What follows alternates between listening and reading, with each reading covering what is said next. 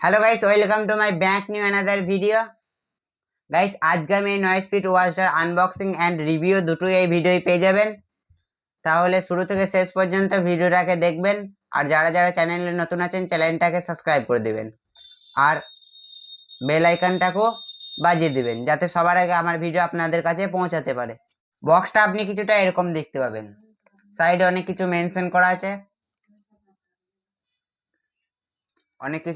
করা আছে, তাহলে বক্সটাকে ওপেন